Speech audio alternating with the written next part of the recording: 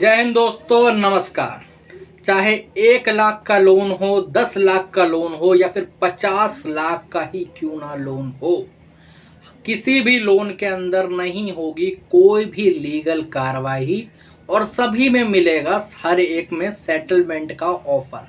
10 से 20% का सेटलमेंट का ऑफर हर एक क्रेडिट कार्ड पे और हर एक पर्सनल लोन पे, हर एक बिजनेस लोन पे, हर एक तरीके के अनसिक्योर लोन पे किस तरीके से आपको निकालना है। और कई भाई लोग जो हैं जो कि लीगल कार्रवाई से डरते हैं बहुत ज़्यादा कि भाई साहब अगर हम लोन नहीं भरेंगे या फिर लोन हमारा डिफ़ॉल्ट हो चुका है, 1 2 4 किस्तें मेरी बाउंस हो चुकी हैं, क्रेडिट कार्ड का बिल मैंने 2 3 महीने से नहीं भरा है, तो बैंक क्या लीगल कार्रवाई कर सकता है। तो अब इस लीगल कार्रवाई को भी किस तरीके से 100% स्टॉप करवाना है वो भी मैं आज आप लोगों को बताने वाला हूँ। तो दोस्तों, वीडियो शुरू करने से पहले मैं आप सबका हर्ष कुमार आपके इस चैनल लोन डिस्ट्रॉयर में आपको स्वागत करता हूँ। अगर लोन संबंधित आपको कोई भी परेशानी है, कोई लोन रिकवरी वाला आपको परेशान कर रहा है, कॉल्स बहुत ज़्यादा आ रही हैं, कॉल फॉरवर्डिंग की सेवा लेना चाहते हो, कोई नोटिस आ रहा है या फिर कोई केस हो चुका है उसके अंदर आपको बेल लेनी है, ऐसा कुछ भी अगर आपको दिक्कत है तो हमसे जुड़ सकते हैं। यहाँ पर हमारा नंबर आ रहा है, आप हमें व्हाट्सएप पर मैसेज कर सकते हैं, ठीक है। तो चलिए आज वीडियो में आता है। मेरे भाइयों, इससे क्या मतलब है कि आपका 1 लाख का लोन हो या फिर 10 लाख का हो या फिर 50 लाख का हो, आपके ऊपर कोई लीगल कार्रवाई नहीं होगी। क्यों नहीं होगी, आज मैं आपको A to Z तरीका बताने वाला हूँ, एजेंसी का तरीका बताने वाला हूँ किस तरीके से कार्रवाई रुकती है। पिछले कुछ दिनों में मैंने कुछ एजेंसी के ओनर्स को अपना दोस्त बनाया और उनसे कुछ अंडरग्राउंड जो हमारी सारी चीज़ें हैं ना, जो एजेंसी के तरीके से चलती हैं सारी चीज़ें, वो सारी चीज़ें निकाली। क्योंकि जो एजेंसी के लोग हैं, जो कि रिकवरी एजेंट है या फिर मान लेते हैं जो कलेक्शन मैनेजर है, वो क्लाइंट्स को या फिर बहुत सारे सब्सक्राइबर को डराते जाते हैं कि भाई साहब यार आपके ऊपर ये लीगल कार्रवाई हो जाएगी, आपके ऊपर आर्बिट्रेशन का नोटिस भेज देंगे, ये कर देंगे, वो कर देंगे, ऐसा बहुत कुछ वो लोग बोलते हैं। और होता भी है कि कई बार केस हो भी जाता है, कई बार आर्बिट्रेशन का नोटिस भी आ जाता है, कई बार डिमांड नोटिस आ जाता है। ऐसा क्यों होता है? तो मैंने उनसे थोड़ी बहुत बातचीत करी, थोड़ा उन्हें बोतल में उतारा कि भाई साहब ये क्या है टेक्निक, तुम्हारे पास क्या सही में कोई वो रहता है कॉन्ट्रैक्ट? तो उन्होंने मुझे बताया कि जितने भी बैंक्स हैं या फिर जितनी भी NBFC है, उनके जितने भी लॉयर्स होते हैं, उनके जितने भी एडवोकेट होते हैं मेरे भाई, वो सब कॉन्ट्रैक्ट बेसिस पे रहते हैं, ओके। और उनसे हमारी कोई भी बातचीत नहीं होती है कभी भी, सच्चाई बात है। मैंने बोला कि ऐसा क्यों है कि भाई साहब आपकी बात क्यों नहीं होती है? तो वो कह रहे हैं कि भाई साहब वो उनके एडवोकेट है। अब हमारा अकेला बैंक तो है नहीं, उनके पास 10 बैंक और हैं, समझ रहे हो? उनके पास 10 बैंक और हैं और वो उसके ऊपर अलग अलग तरीके के नोटिस और काम बहुत ज़्यादा उनके ऊपर रहता है। इस वजह से हम लोग उनसे बात नहीं कर पाते। अगर हम ट्राई भी करते हैं तो सामने वाले जो लॉयर होते हैं, जो एडवोकेट होते हैं, वो हमसे बात नहीं करते, बोलते हैं हम रिकवरी एजेंट से बात नहीं करेंगे। सीधी सी बात है, हमारा जो काम है, हम लोग नोटिस भेजने का काम है, केस फाइलिंग का काम है, वो हम लोग अपने तरीके से कर लेंगे, ठीक है। तो मैंने उन पर बोला कि भाई साहब फिर तुम्हें एग्जैक्ट डेट कैसे पता होते हैं कि इस डेट को क्लाइंट का जो है वो आर्बिट्रेशन का नोटिस आने वाला है, इस मंथ में उनके ऊपर केस फाइल होने वाला है, ये सब चीज़ें तुम्हें कैसे पता चलती है? तो उन्होंने कहा ये कुछ नहीं है, ये तुक्का है। तुक्का कैसे? अब एग्जाम्पल बताता हूँ तुक्का कैसे है, ठीक है। मान लेते हैं आप है, आपके ऊपर 5 लाख रुपए का एक लोन है, ABCD बैंक से लोन है, ओके। अब जो ABCD बैंक है, उनके एक एडवोकेट की टीम है, उनका कॉन्ट्रैक्ट बेस अलग है, ओके। और एक उनकी है रिकवरी की टीम, उनका कॉन्ट्रैक्ट अलग है, दोनों अलग अलग है, दोनों का बीच में कोई जॉइंट नहीं है, ठीक है। बट एक चीज़ है, एक चीज़ दोनों में ही सेम है, क्या? एक लॉट बनता है। अब ये लॉट क्या होता है? जैसे मान लेते हैं आपने डिफ़ॉल्ट करा है, अब आप तो एक सिंगल व्यक्ति हो, आपका लोन 5 लाख का है। अब एक सिंगल व्यक्ति के चक्कर में जो भाई साहब ये पूरे जो एडवोकेट की टीम है उनकी, जो उनकी फर्म है, लॉ फर्म जिसको कॉन्ट्रैक्ट दे रखा है, वो अकेले के चक्कर में पूरा नोटिस तो ड्राफ्ट करेगी नहीं, है ना, सारी चीज़ें तो बनाएगी नहीं और अकेले बंदे को तो भेजेगी नहीं। उनको चाहिए एक लॉट, और लॉट कितना होता है? लॉट होता है मिनिमम 200 या 100 बंदों का, ओके। मैक्सिमम एक कितना भी जा सकता है, मैक्सिमम 1000 जा सकता है, 2000 जा सकता है। 2000 तो वैसे जाएगा नहीं, आजकल बहुत कम होता है कि 2000 3000 लोगों के पास जाए, बट हाँ कम से कम जो रहेगा वो 100 200 तो मिनिमम रहता है। अब आपको नोटिस आने का मतलब क्या है? आपको नोटिस आने का मतलब ये है कि कम से कम 100 से 200 बंदे होंगे, जब लॉट बनेगा तभी आपको वो नोटिस भेजा जाएगा।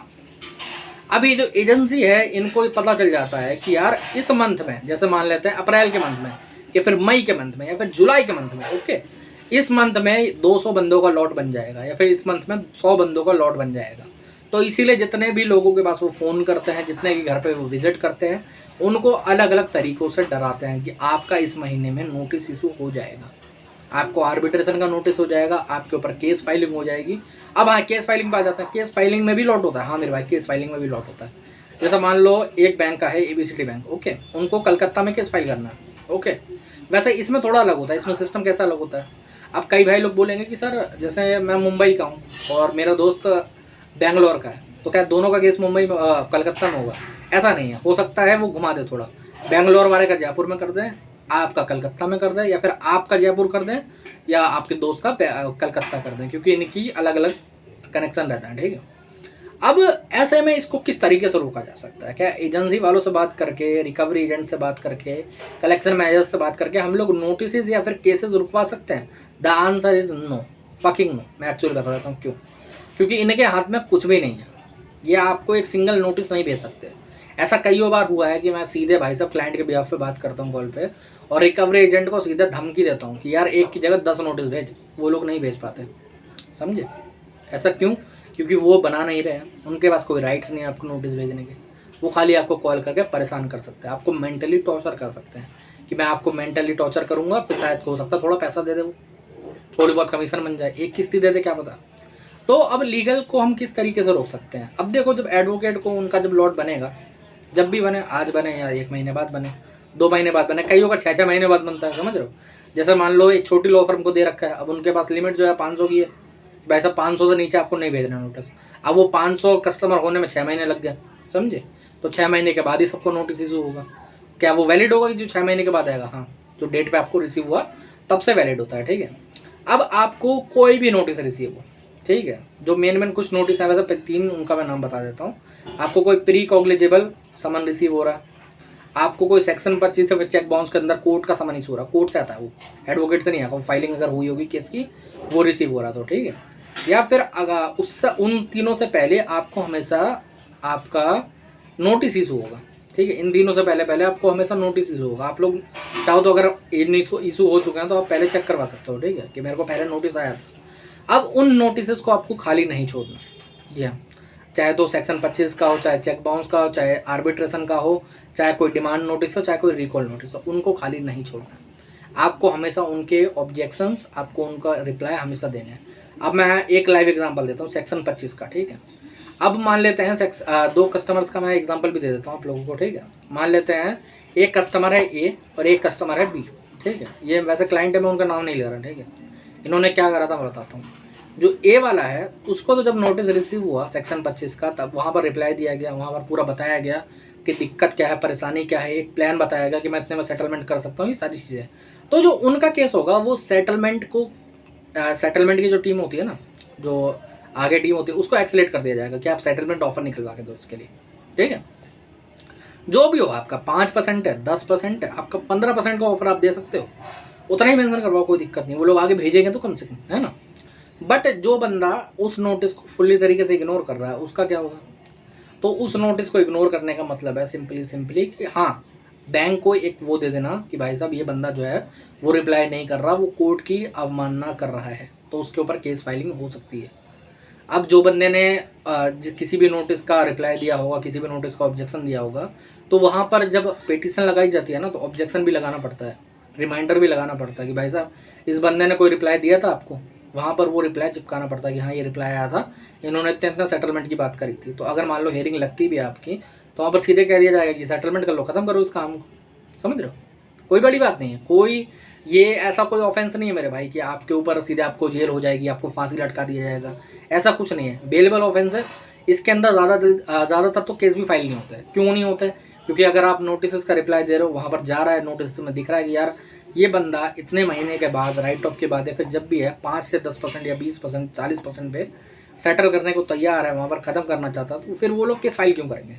वो एक केस फाइलिंग में आपको लग रहा होगा कि कोई खर्चा नहीं होता, उनका होता है मेरे भाई। उनको एडवोकेट की फ़ीस देनी पड़ेगी, ड्राफ्टिंग की फ़ीस देनी पड़ेगी, जो केस हर एक पर हेयरिंग लगेगी उसकी फ़ीस देनी पड़ेगी, सब कुछ देना पड़ेगा। अब मान लो आपका लोन है 1 लाख रुपए का, अब उसके अंदर 10,000 रुपये की तो फाइलिंग की फ़ीस लग गई, समझे? आपका नहीं लगेगा इतना, आप लोग अगर बेल के लिए जा रहे हो या फिर किसी और चीज़ के लिए जा रहे हो, इतना खर्चा नहीं होगा, टेंशन वाली बात नहीं है, ठीक है। अगर मान लो यही चीज़ 10 लाख वालों के साथ में, अब 10 लाख वाले कई सोचेंगे कि मेरा लोन तो 10 लाख का है यार, इसमें तो सीधे फाइल कर देना चाहिए, ऐसा नहीं होता। वहाँ पर तो उनके पास एक स्ट्रॉन्ग ऑब्जेक्शन होता है। अगर मान लो आपका जो केस है वो कोर्ट में चला गया, ओके, कोर्ट में आपका केस फाइलिंग हो गई, तो मेरे भाई एक बहुत बड़ी दिक्कत है कि आप केस लड़ते रहोगे, वो केस चलता रहेगा। वो केस 5 साल भी चल सकता है, वो केस 10 साल भी चल सकता है, वो केस 20 साल भी चल सकता है, समझे। क्योंकि कई बार तो मैं तुम्हें एक एग्जांपल देता हूँ। एक केस था 2020 का, मेरा ही क्लाइंट है, चेक बाउंस का बैंक ने केस फाइल करा था। आज 2025 है। एक चीज़ बता देना चाहता हूँ, कम से कम 3 डेट पे मुश्किल से क्या होगा, ठीक है, और डेटें लगी थी, वो उनका एडवोकेट जाता रहा जो हमने करवा के दिया था। मुश्किल से मुश्किल अभी तक साइन वेरीफाई भी नहीं हुआ, समझे। साइन वेरीफाई भी नहीं हुआ कि बंदे का साइन रियल है कि नहीं है, समझे। क्योंकि अगर उन्होंने अपना एडवोकेट लगा रखा, तुम भी अपना लगा सकते हो, कोई बड़ी बात वाली बात नहीं है, समझे। बैंक का मेन पर्पस ये होता है कि तुम मेंटली टॉर्चर रहो, समझ रहे हो, तुम मेंटली रिगार्ड रहो और तुम पैसे दो, समझ रहे हो, ये बात होती है। इस चक्कर में वो लोग केस फाइलिंग वगैरह करते हैं। जब उनको दिखेगा कि भाई साहब ये मेरे नोटिस का रिप्लाई कर दे रहा है, वहाँ पर दिखा दे रहा है कि यार ये चीज़ें हैं, मैं ये कर सकता हूँ, तो वहाँ पर जाके कोर्ट में भी ये कर सकता है, तो मैं अपने पैसे बर्बाद क्यों करूँ, मैं अपनी चीज़ें वेस्ट क्यों करूँ।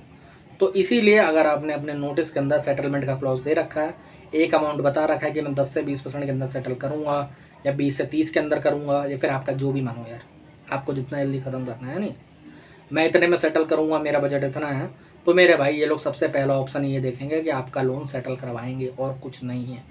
सेटलमेंट की टीम को आपका जो लोन होगा वो अकाउंट प्रोवाइड करवा देंगे, वहाँ से आपको ऑफर आने लगेगा, चाहे मेल पे आए, चाहे कॉल पे आए, कैसे भी आए, आपके ऊपर केस फाइलिंग नहीं होगी। 95% तो नहीं होगी।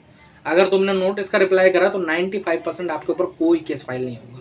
फिर भी अगर 5% हो जाता है तो मेरे भाई, मैंने फिर कहा है, सेम डे अवेलेबल ऑफेंस है, कोई दिक्कत वाली बात नहीं है। अगर आप बिल नहीं भी ले पा रहे हो तो अपने एडवोकेट को भेज सकते हो। अगर आप नहीं जानते कि कौन से सिटी के अंदर कौन सा एडवोकेट क्या है, तो आप हमसे कांटेक्ट कर सकते हो, हम आपको करवा देंगे, कोई दिक्कत वाली बात नहीं है, ठीक है। तो डरे घबराए मत, मेंटली टॉर्चर ना हो। जितना आप माइंड से फ्री रहोगे, जितना आप अच्छे रहोगे, उतना ही आपका कुछ नहीं कर पाएंगे। ये खाली दिमाग का खेल है।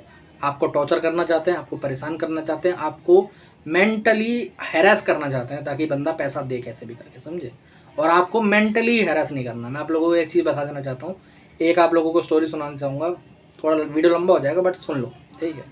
मेरे एक क्लाइंट है, उनका कुछ मंथ पहले एक्सीडेंट हुआ था, ओके, कम से कम 8 to 9 मंथ पहले एक्सीडेंट हुआ था, जिसमें उनकी एक टांग चली गई, ओके, और दूसरी टांग ऐसी हो गई है कि वो चल नहीं पाते हैं, वो व्हील चेयर पर रहते हैं हमेशा, ओके।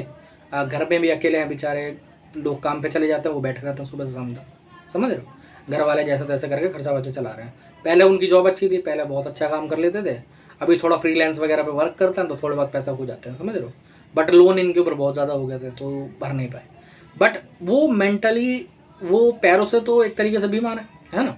उनके ऊपर बहुत बड़ी आपदा आ जानी चाहिए थी। वो कहते नहीं है कि जो गलत ख्याल आने लगते हैं सुसाइड के या फिर बाकी चीज़ों के, वो सब आने लगने चाहिए थे, लेकिन क्यों नहीं है, इनको नहीं है।